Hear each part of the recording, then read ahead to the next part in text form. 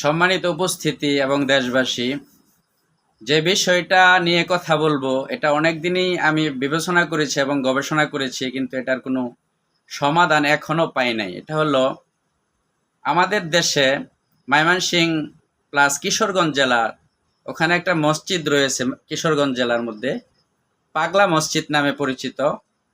ওখানে দেশের বিভিন্ন অঞ্চলের মানুষ এখানে আসে তাদের উদ্দেশ্যকে সামনে রেখে। অনেকেই মনে করে যে এখানে গেলেই তার মনের আশা পূর্ণ হবে, যার বাচ্চা হয় না তার বাচ্চা হবে, যার ছেলে হয় না তার ছেলে হবে, যার মাল সম্পদ নেই তার মাল সম্পদ বৃদ্ধি পাবে, ইত্যাদি বিভিন্ন বিভিন্ন মনের যে চাহিদা আছে এগুলা নিয়ে সে ওখানে উপস্থিত হয়, হাজির হয়। অনেকে মান্যত করে, অনেকেই টাকা পয়সা মান্যত করে, বিভিন্ন গবাদি পশু ছাগল ইত্যাদি মান্যত করে ওখানে নিয়ে যা। তো আমার কাছে যে জিনিসটা ভালো লাগে না এটা হলো, পাগলা মসজিদেই যদি আল্লাহ থাকতো তাহলে কাবা ঘর তো শূন্য হইতো। যে পাগলা মসজিদেই, সম্মানিত দেশবাসী আপনারা শুনেন, আপনাদের জন্য এই ভিডিওটা, পাগলা মসজিদেই যদি আল্লাহ থাকতো তাহলে তো কাবা ঘর শূন্য হইতো। যে আল্লাহ পাগলা পাগলা মসজিদে চলে আসছে কাবা ঘর রেখে। কংসের কুলোই যদি আল্লাহ হইতো তাহলে আমরা যে এলাকার মধ্যে বসবাস করি ওখানে তো আল্লাহ পাওয়া যাইত না। এটা আমাদের ভুল ধারণা। এখন আসেন কোরআনে পাকের মধ্যে আল্লাহ তাআলা কি বলেন। আল্লাহ তাআলা বলেন, হুয়া কুমতুম আইনামা কুমতুম, হুয়া মাকুম আইনামা কুমতুম, তুমি যেখানেই থাকো আমি আল্লাহ তোমার সাথে থাকি। এখন আপনি যেখানে থাকেন ওখানেই যদি আল্লাহ থাকে তাহলে আপনি বলেন আল্লাহ কি পাগলা মসজিদে? না, আপনি যেখানে আল্লাহ সেখানে, সে যেখানে আল্লাহ ওখানে। অর্থাৎ পৃথিবীর যত মখলুক রয়েছে সর্ব জায়গার মধ্যেই আল্লাহ তাআলা বিরাজমান। আল্লাহ আমাদের মতন গাড়ি দিয়ে আসা যাওয়া করা লাগে না, সব কিছু উনি দেখেন, সব কিছুকে উনি সৃষ্টি করেছেন। আপনার মহল্লা মসজিদের কত জরুরত রয়েছে, আপনার মহল্লা মসজিদের ইমাম সাহেবের বেতন বকেয়া, আপনি ওখানে যায় কার্ডে দিয়া ঠেল্লা ঠেল্লা ভিতরে টাকা দিয়ে আসেন। মেয়া ফাইজলামি না? কে বলছে আপনাকে ওখানে যাওয়ার জন্য? আপনার জরুরত হয়েছে আল্লাহর কাছে, আপনি বলেন, আপনার মসজিদে বলেন, আপনার মসজিদের সামনে যায় আল্লাহর কাছে 2 রাকাত নামাজ পড়া ওখানে বলেন। ওখানে একদিন আমরা যাই না, কিন্তু ওখানে যাওয়ার জন্য পাগল হয়ে যাই। একটা শুক্রবার আসে, শুক্রবার যে কোনো মসজিদে আপনি নামাজ পড়তে পারেন, ওখানে আপনি কেন যান? মনোযোগ দিয়ে শোনেন, যেই ব্যক্তি মনে করে বা ধারণা করে যে ওখানে গেলেই হবে, এছাড়া অন্য কোথাও হবে না, তাহলে ওই স্থান বা ওই পাত্র বা ওই জায়গা অথবা ওই মসজিদের সাথে সে শিরক করলো, আল্লাহর সাথে সে শিরক করলো।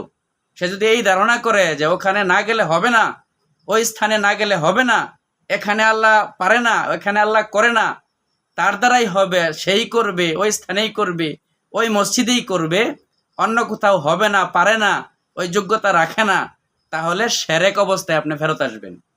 আর ইন্না শিরকালা জুলমুন আজিম, আল্লাহ তাআলা বলেন শিরক হলো সবচেয়ে বড় জুলুম। আল্লাহর সাথে তুমি এমন একটা জুলুম করেছ যে তুমি শিরক করে ফেলেছো। এই জন্য অবশ্যই এই সমস্ত মান্যত, ওই সমস্ত জায়গা থেকে আমরা বিরত থাকব। আমরা নিজের এলাকার মধ্যে ইবাদত করব। ওখানে যদি যান ওদেরও তো বিরক্ত হয়, ওদেরও বিরক্ত হয়, জায়গা সংকুলন হয়। দেশের সমস্ত মানুষ যদি এক জায়গার মধ্যে জমা হয়, রোডগার্ডের অবস্থা কি? দেশের ওই ওই প্রান্তের মসজিদের কি অবস্থা, অজুখানার কি অবস্থা, স্থানের কি অবস্থা? নারী পুরুষ সবাদ সমানে যাইতেছে। এখন কি পাগল হয়ে গেলাম আমরা! পাগলা মসজিদওয়ালারা কি আল্লাহ রে কাওলা করে নিছে নাকি? আর অন্য কোথাও আল্লাহ নাই? কে ধরছে আমাদেরকে? এই জন্য ভাইয়েরা আমার, বোনেরা আমার, এগুলা থেকে আমরা বেঁচে থাকি। এই সমস্ত ধারণা, মান্যত, এগুলো আমরা মসজিদে দিব না। মান্যতের টাকা মসজিদে দেওয়া জায়েজ আছে? আপনি কোনো ছাগল গরু মাইন্যা ওই মসজিদে নিয়ে গেলে এটা জায়েজ আছে? আর মসজিদ কমিটি বা মসজিদের যে ইমাম আছে, সম্মানিত ইমাম সাহেব বা কমিটি যারা আছেন, তাদেরকে আমি বলবো, আপনারা কেন ঘোষণা দেন না যে আপনারা কোনো মান্যত এখানে নিয়ে আসবেন না, এখানে কোনো অজুহাত নিয়ে আসবেন না, শুধু আল্লাহ তাআলার ইবাদত করার উদ্দেশ্যে এখানে আসবেন। আসলে আর নাচে তা আপনাদের এলাকার মধ্যেই তো মসজিদ রয়েছে, ওখানে আপনারা ইবাদত করুন। এখানে আসলে আপনারা মান্যত নিয়ে কেন আসেন? বিভিন্ন উদ্দেশ্যকে নিয়ে এখানে কেন আসেন? 5 জুমা 10 জুমা এখানে আমল করতে হবে, এটা এটা আপনারা কোথায় পেলেন? কোন হাদিসে আছে, কোন আয়াতে আছে? ইমাম সাহেবকে আমি বলবো আপনি এগুলা বুঝাইয়া দিবেন মুসল্লিদেরকে। দেশের মুসল্লিদেরকে আপনারা বোঝাবেন। ওখানে কয়টা আলেম যা, কয়টা মুফতি যা, ওখানে সাধারণ পর্যায়ের মানুষগুলো যা। আর আপনারা যেগুলা শেয়ার না করেন, তাদেরকে প্রকাশ না করেন, তাহলে তো এরা সেরেক করে ফেলবে। এটার দায়ভার আপনি হবেন, আপনারা হবেন। এই সমস্ত লোকেরা যখন আল্লাহর দরবারে বলবে, আল্লাহ আমরা বুঝি নাই যে মসজিদের ইমাম ছিল, খতিব ছিল, কমিটি, তারা কেন আমাদেরকে বলে নাই, তাহলে তো আমরা এই কাজগুলো ওখানে করতাম না। ভাইয়েরা আমার, নিজেও বাঁচি, অপরকেও বাঁচাই। যে হুজুর মসজিদে গেলে কি সেরেক হয়? আরে মিয়া, নামাজের ভিতরেও সেরেক হয়। হাদিসে পাকের মধ্যে আল্লাহ রসুল বলেন, যেই ব্যক্তি নামাজ পড়লো, ওয়ামাং সাল্লা ইরাই ফাকাদ আশরাকা, যে ব্যক্তি নামাজ পড়ে মানুষকে দেখানোর জন্য সে সেরেক করে। তাহলে নামাজ পড়া তো আল্লাহর ইবাদত, এখানে সেরেক কেন হইল? ইবাদতের বিভিন্ন ভঙ্গি আছে, উদ্দেশ্য আছে, দিলের বিভিন্ন আছে। দিল যদি মাইল হয়ে যায়, দিলে যদি গ্রহণ করে ফেলে, দিলে যদি অন্য সাইডে নিয়ে যায় শরীয়তের সীমারেখার বাহিরে, তাহলে এটা সেরেকের অন্তর্ভুক্তের মধ্যে পড়ে যায়। কিন্তু এজন্য সম্মানিত ইমাম এবং কমিটির যারা আছেন, তাদেরকে আমি অনুরোধ করে বলবো, এটা আপনাদের ভুল ধরা না, আপনাদের সাথে আমি একটু মোজাকারা করতেছি, যে আপনারাও সংশোধন হন। ওদেরকেও আপনারা এলান দিয়ে বলে দিবেন যে এখানে কোনো মান্যত নিয়ে আসবেন না, এখানে কোনো উদ্দেশ্য নেই, আল্লাহ তাআলাকে রাজি খুশি করার জন্য আসবেন। আল্লাহ এখানেও আছে, সারা পৃথিবী নিয়ে আল্লাহ তাআলা আছে, এখানে কোনো উদ্দেশ্যকে পুরা করার জন্য আসবেন না। তাহলে আপনাদের ক্ষতি হবে, ইমানের সাথে সেরেক হবে। আল্লাহ তাআলা আমাকে সহ সবাইকে বোঝার, আমল করার তৌফিক দান করুক। আমার কথাগুলো ভিন্ন মাইন্ডে নিয়েন না, আমি আপনাদের ভালো চাই, কারো ক্ষতি আমি চাই না।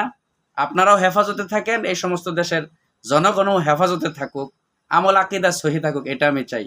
এজন্যই মূলত কথাগুলো বলা হয়েছে। আল্লাহ আমাকে সহ সবাইকে আমল করার তৌফিক দান করুক। আসসালামু আলাইকুম।